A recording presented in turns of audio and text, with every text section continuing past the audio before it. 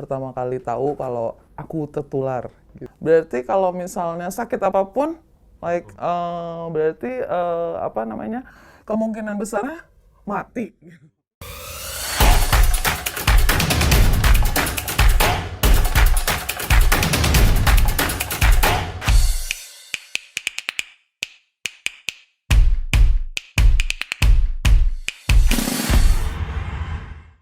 Halo sahabat Premier, kembali lagi bersama kita di podcast Premier Bintaro Channel.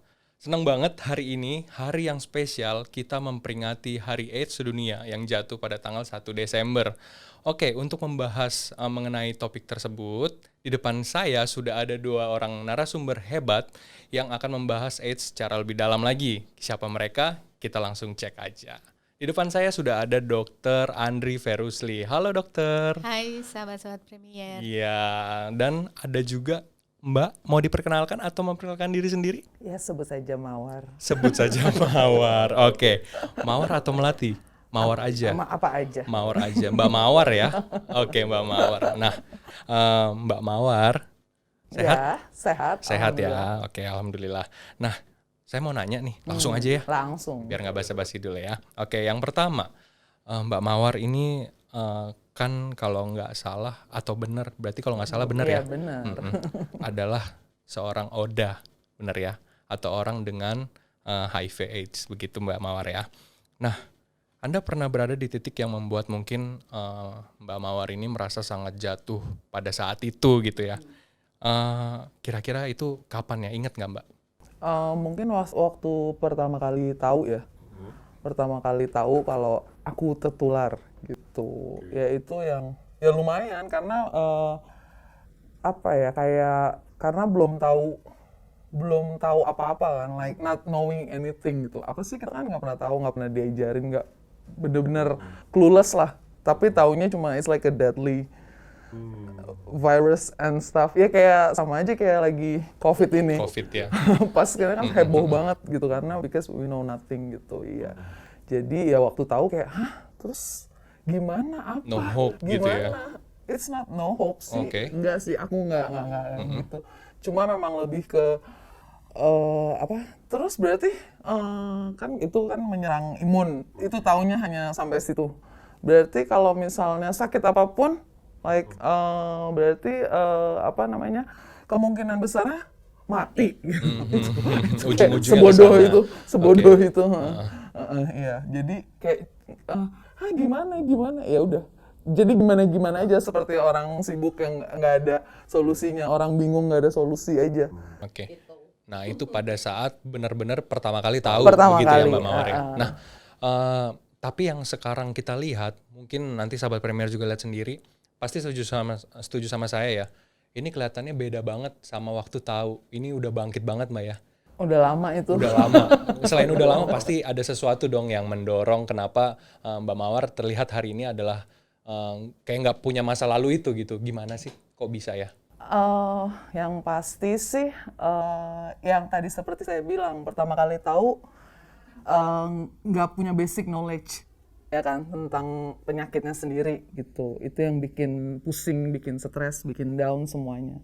Terus aku disarankan untuk bertemu dengan Dr. Andri. Ya. Siapa yang nyaranin? Seseorang? Dari sini. Karena sini. aku ketahuannya di sini di Premier. Oke. Jadi disaraninnya karena yang emang expertise-nya di sini Dr. Andri, jadi aku harus konsul dengan Dr. Andri. Oke. Nah, begitu dengan Dr. Andri ya itu mulai dijelasin lah semuanya dan mulai belajar juga akunya jadinya. Jadi mulai baca-baca artikel apa segala macam. Dan dari situ ya itu sebenarnya kayaknya modal utamanya deh. Tahu dulu. Oke. Itu sih, tahu penyakitnya. Habis itu kita baru cari kayak solusinya begini. Harus kayak gimana gitu. Nah, itu sebenarnya itu jadi apa ya? Sumber lah gitu ya, supaya kita bisa menghadapi dan bisa bangkit gitu kan. Soalnya gini, saya sendiri ya sebagai seorang awam gitu ya dok ya, saya sebagai seorang awam juga membayangkan nih kalau misalnya amit-amit saya adalah seorang ODA seperti Mbak Mawar begitu ya, yang ada, maksudnya virus itu ada di dalam tubuh saya gitu kan, saya nggak ngebayangin nih kedepannya saya akan seperti apa. Apakah saya bisa sekuat Mbak Mawar juga belum tentu begitu. Apalagi tadi kan pasti begitu ketahuan pertama kali, saya masih bisa hidup nggak nih? Gitu kan. Ujung-ujungnya kematian begitu. Itu yang terpuruknya, yang paling jeleknya lah ibaratnya begitu ya. Nah, menurut Mbak Mawar sendiri sebagai seorang Oda, apa sih makna dari ya bisa dibilang kejadian ini gitu ya. Terus hal apa sih yang sebenarnya Mbak Mawar pengen capai ke depannya setelah kejadian ini? Sebenarnya yang dari semua kejadian ini sih lebih semakin lebih aware ya dengan kehidupan kita gitu kan. Terus untuk aku pribadi dengan tahu kayak ya itu tetap berarti kan aku nih sangat-sangat rapuh nih waktu di awal ya, rapuh untuk dengan sakit apapun gitu bisa membahayakan lah. Jadi bisa lebih bahaya daripada orang yang sehat-sehat aja gitu. Berarti kansnya ada, meskipun kata orang kan meninggal itu udah ada jalannya, udah ada suratannya begitu ya. Tapi tetap aja apa yang bisa kita hindari. Maksudnya itu semakin deket gitu, jadi kayaknya kayak berarti whatever it is bisa terjadi banget gitu. Ya aku sih orangnya sangat-sangat I'm trying to live my life aja, like yang beneran hidup ya, nggak yang cuma ngapain karena nggak ada gunanya.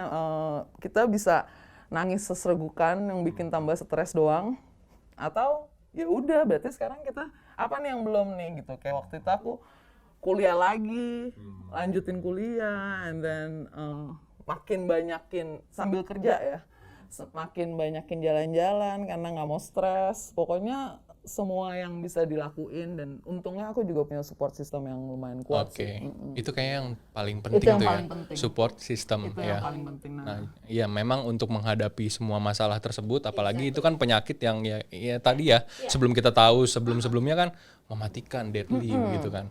Nah, yang penting adalah ada support system dan melakukan apa yang menyenangkan kita, begitu ya. Oke, makasih Mbak Mawar. Kita beralih ke Dokter Andri nih, dokter. Dok, dari selain sisi medis ya, apa aja sih yang di treatment ke Mbak Mawar gitu waktu beliau ini mengidap Oda begitu? Ya. Secara umum kita memang melihat kondisi-kondisi pasien masing-masing. Setelah mendapatkan informasi mengenai hasil tes, tentunya itu sesuatu yang seperti ya disambar petir lah gitu kan ya. Nah, itu pentingnya konseling. Jadi untuk penyakit ini tidak melulu hanya pengobatan secara medis. Jadi dia harus dibantu secara support mental, kemudian psikisnya, dan juga tidak hanya pasien sendiri yang diberitahu gitu. Dengan persetujuan pasien, kita juga bisa memberitahu kepada keluarga. Supporting system itu tadi. Jadi misalnya pasangan, kemudian keluarga terdekat. Kalau misalnya itu tidak ada persetujuan dari pasien tersebut, ya kita tidak akan memberitahu. Tapi ruginya kalau pada saat mereka lagi down, mereka tidak bisa cerita ke siapa-siapa. Nah itu konseling itu pentingnya. Jadi sebelum tes dan sesudah tes harus ada konseling. Terutama setelah hasil ada gitu. Dan kemudian juga hal-hal yang penting lagi, setelah hasil tes tersebut apa yang harus dilakukan. Nah, itu kan ada pengobatan. Kalau pengobatan medis kita sudah tahu seluruh dunia itu standar sama gitu. Jadi kita berusaha menenangkan pasien, memberikan support, dan juga it's not the end of the world. Betul. Gitu. Jadi untuk itu harus kita mendampingi, bukan hanya pengobatan medis. Itu yang lebih penting. Dan kadang-kadang memang saya merujuk juga bila kasus-kasus tertentu diperlukan pasien ke psikolog, psikiater, ataupun spesialis-spesialis lain. Berarti selain ada pengobatan di dalam secara medis, juga ada secara psikologi juga pasien harus dibangkitkan begitulah ya dok ya. Karena memang yang terpenting adalah tadi dari pikiran kita itu berpikir bahwa this is the end of my life begitu ya. Ini akhir dari hidup saya. Jadi bagaimana cara untuk mengalahkan pikiran-pikiran seperti itu. Belum gitu lagi ya. apa kata orang. Apa kata orang itu yang paling jahat ya. Itu yang paling jahat. Itu yang bikin bikin paling drop banget gitu ya. Sebagai dokter yang mendampingi itu biasanya kita mencoba menggali. Menggali itu tentunya tidak mudah dalam satu kali konsultasi. Oke. Kita harus membangun trust antara pasien dan dokter, di mana di situ ada simpati, rasa solidaritas, motivasi dan dukungan nyata untuk pasien, sehingga mereka tetap bisa tegak, melangkah, kemudian tetap tegar dan juga punya harapan yang optimis selalu gitu untuk kedepannya. Betul. Iya, jadi memang pasien ini kita kan gali sekali dua kali, mungkin belum jujur ya dok ya. Ya. Setelah itu, setelah ada kedekatan, setelah ada pokoknya kita main batin, begitu ya, bisa dibilang kayak gitu, baru ada kejujuran di dalam situ, ada trust tadi ya. Oke, kayaknya selain medis, justru yang di sampingnya ini yang penting banget dok ya, yang membangun trust dan sebagainya itu ya, gitu ya. Oke, baik dok. Selanjutnya, nah seseorang yang didiagnosis sebagai pengidap HIV/AIDS gitu ya tadi berpikir bahwa ini akhir hidup saya begitu ya, ini kayaknya nggak ada kehidupan lagi, saya nggak bisa menikah, saya nggak bisa bergaul, bahkan kalau orang-orang tahu saya dikucilkan tadi, apa kata orang gitu kan. Tanggapan dokter deh mengenai pandangan seperti ini untuk mungkin sahabat Premier yang menyaksikan sama nih lagi kayak Mbak Mawar begitu. Ya. Itu dinamakan stigma dan diskriminasi. Stigma itu adalah penilaian-penilaian yang ada dalam masyarakat, dan kemudian kalau diskriminasi, begitu orang tahu status kita langsung membedakan gitu. Itu dia. Nah itu ada di tengah keluarga, kemudian di tempat bekerja, sekolah, atau di lembaga-lembaga yang di tempat lain gitu. Dan juga sebenarnya diskriminasi itu juga dialami oleh pasiennya sendiri gitu, karena merasa bahwa sudah diketahui statusnya, mereka langsung putus asa, kemudian galau lah gitu istilahnya tidak ada tempat curhat gitu. Nah itu yang lebih penting, sehingga jangan sampai dia menuju depresi. Oke. Terus malah ada rasa ingin bunuh diri gitu sebagai akhir dari hidup dia ini gitu, daripada dia menanggung stigma dan diskriminasi tersebut. Sehingga itulah pentingnya konseling dan selalu ada trust yang bisa dibangun antara dokter dengan pasien. Dan itu memang setiap individu berbeda-beda. Ada yang sekali udah oke gitu, ada yang harus 5 kali ketemu, dan kemudian membangun trust itu tidak mudah. Oke. Ya. Jadi khusus untuk penyakit ini kita tidak bisa hanya memberikan penanganan medis dan obat-obatan saja, tapi harus membangun trust. Oke. Tadi dokter bilang ini ada yang sekali bisa atau bahkan 5 kali. Kalau Mbak Mawar tuh gimana waktu itu bangun trustnya? Dia cukup gampang sih. Cukup gampang. Ya. Karena anaknya aku nyari solusi. Nyari solusi ya. Nah itu, jadi sahabat Premier perlu dipelajari juga dari Mbak Mawar ya. Kalau misalnya udah berhadapan sama dokter atau seorang ahlinya, pasti harusnya lebih jujur, lebih terbuka gitu ya. Karena apa? Dampaknya untuk kita sendiri ya, untuk kesembuhan kita juga gitu. Jadi nggak perlulah udah menghadap dokter terus malu, nggak jujur gitu kan. Jelas-jelas yang bantuin dokternya. Jelas-jelas yang bantuin si dokter begitu ya. Kenapa harus ditutup-tutupin begitu kan? Oke. Mungkin ke Mbak Mawar juga nih. Tadi sahabat Premier udah dengar sendiri dari dokter ya apa yang harus dilakukan. Mungkin sahabat Premier ada bilang, dokter mah enak ngomongnya karena nggak mengalami begitu dok ya. Coba kita langsung tanya sama Mbak Mawar nih sebagai pengidap ODA gitu kan. Mungkin orang-orang yang lagi nontonin podcast kita gini, mungkin juga keadaannya sama kayak Mbak Mawar, tapi mereka lebih menutup diri, beda sama Mbak Oda jadinya Mbak Mawar begitu ya. Lebih lebih terbuka, kita bisa cair ketawa-ketawa gitu. Mungkin di luar sana banyak yang menutup diri. Mungkin Mbak Mawar bisa sampaikan sama sahabat Premier yang mengalami itu. Gimana tuh? Well, yang pasti sih hidup terus berjalan, nggak ada yang berubah. Nggak ada yang berubah kalau kita ya mau juga dengerin dokter, minum obat, dan yang paling penting sih aku tuh sama dokter Andri kalau konsultasi itu banyak kan malahan cerita liburan ya dok ya kita ya. Ya, jadi maksudnya itu tuh salah satu hal yang penting kan. Bukan cuma kayak oh ya minum obat ini apa segala macam gitu yang nggak ada apa-apaan. Jadi itu tuh ya udah bener-bener seperti biasa aja, seperti biasa. Maksud saya sebelum tahu saya udah punya anak. Terus setelah tahu saya punya anak lagi ya dok ya. Dan saya kerja di bidang yang menurut saya udah lumayan baik, semuanya hidup baik-baik saja. Iya. Hidup baik-baik saja dan kita juga cari cara gimana dengan kayak waktu saya hamil, gimana pas yang anak kedua, gimana caranya supaya saya tetap ASI juga. Aman gitu Iya. ya. Balik lagi dokter Andri juga reference dokter lain yang untuk obgynnya yang emang yang bisa juga yang paham. Jadi ya udah memang based on trust dan kita dengerin semuanya apa yang harus kita lakukan. Ya alhamdulillah semua lancar-lancar aja. Semua lancar ya. Ya makanya kita Nggak ada. betul waktu ketemu agitu kayak yakin nih yang ini salah nih kayaknya dokter Andri begitu. Tapi memang udah sangat berbeda banget dari yang dulu ya. Kayak gitu. Nggak ada. Ya karena nggak ada bedanya ternyata. Like once udah. Jadi stigma itu yang harus kita patahkan dok ya. Iya. Mengenai Stigma diskriminasi itu memang sangat-sangat berbeda dengan 20 tahun yang lalu. betul. Ya. Jadi waktu pertama saya melakukan konsultasi 20 tahun yang lalu itu sangat-sangat berbeda. Di mana stigma dan diskriminasi ini sangat besar. Baik itu dari pihak keluarga sehingga pasien dikucilkan, tidak diaku anak lagi atau kalau sudah pasangan menikah saling salah-salahan gitu ya.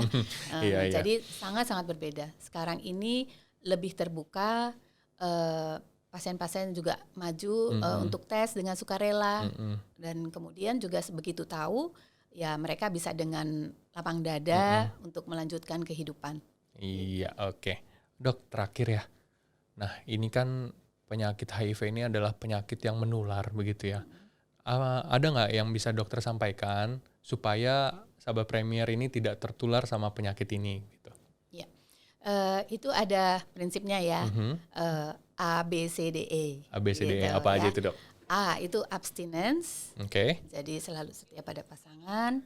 Kemudian B, be faithful dengan pasangan yang sama, tidak berganti-ganti. Kemudian C, using condoms, karena pada masa sekarang ini hal-hal yang menyangkut seksual itu sudah lebih bebas pada masa lalu. Demikian.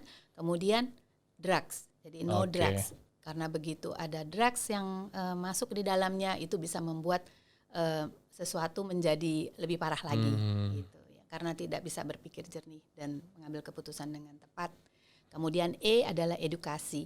Jadi edukasi ini yang paling penting, penyuluhan yang secara masif, repetitif, kemudian intensif dan persisten. Itu adalah hal-hal yang kita harus lakukan untuk pencegahan. Dan itu kita juga melihat bahwa selain ini bukan hanya masalah pemerintah saja dengan mensupport pemerintah program-program yang ada dengan memberikan obat gratis. Ini obatnya gratis loh, gitu, bukan obat beli di apotek di mana saja bisa dibeli gitu. Tapi pemerintah mensupport dengan pemberian obat gratis. Tapi yang paling penting adalah kita semua ini menganggap bahwa ini adalah tanggung jawab kita bersama. Iya, betul. Gitu. Jadi nggak ada tuh bilang oh itu bukan masalah saya, saya nggak mungkin kok tertular gitu ya. Itu nggak bisa seperti itu karena masalah ini adalah masalah dunia. Semua pemerintah di setiap negara mempunyai komitmen yang menganggap bahwa HIV/AIDS ini dalam tahun 2030 dia harus tereliminasi dengan segala macam cara yang masing-masing negara sudah support. Oke, baik. Ya, itu tadi ya. Jadi memang ini masalah bersama. Jadi jangan berpikir bahwa ada obatnya gratis gitu kan. Toh ada dokter Andri juga begitu. Tapi kan dimulai dari diri kita juga ya. A, B, C, D, E sahabat Premier. Selalu diingat kata dokter Andri begitu. Satu hal lagi boleh? Boleh banget. Dua juga nggak apa-apa dok. Jangan percaya hoax. Jangan percaya hoax, oke. Kalau googling, browsing itu sebaiknya tanyakan kepada yang expertnya. Jangan percaya dengan googling. Jangan percaya hoax. Itu pesannya. Iya, baik dok. Memang di podcast kita di Rumah Sakit Premier Bintaro kita selalu menekankan jangan terlalu cepat percaya sama hoax. Bahkan jangan percaya sama hoax. Kenapa? Karena selain kita ngomongin AIDS di episode sebelumnya juga banyak penyakit yang mungkin si pasien ini karena googling, karena apa, dia percaya sama si Google gitu. Padahal dokternya bilang, nggak apa-apa itu gitu kan. Nggak apa-apanya dokter itu kan bukan cuma sekedar menenangkan gitu dok ya, tapi memang bener nggak apa-apa gitu kan. Asal kita bisa mengikuti saran dari dokter. Begitu ya Mbak Mawar ya? Betul. Betul ya? Betul. Oke. Ada lagi dokter? Udah. Cukup ya? Mbak Mawar mungkin ada lagi? Udah. Sudah? Cukup? Oke sahabat Premier, sampai di sini podcast kita kali ini. Jangan lupa untuk selalu di like, di komen, subscribe YouTube kita, dan di share apabila informasi ini bermanfaat. Sampai ketemu lagi di podcast kita selanjutnya. Ciao!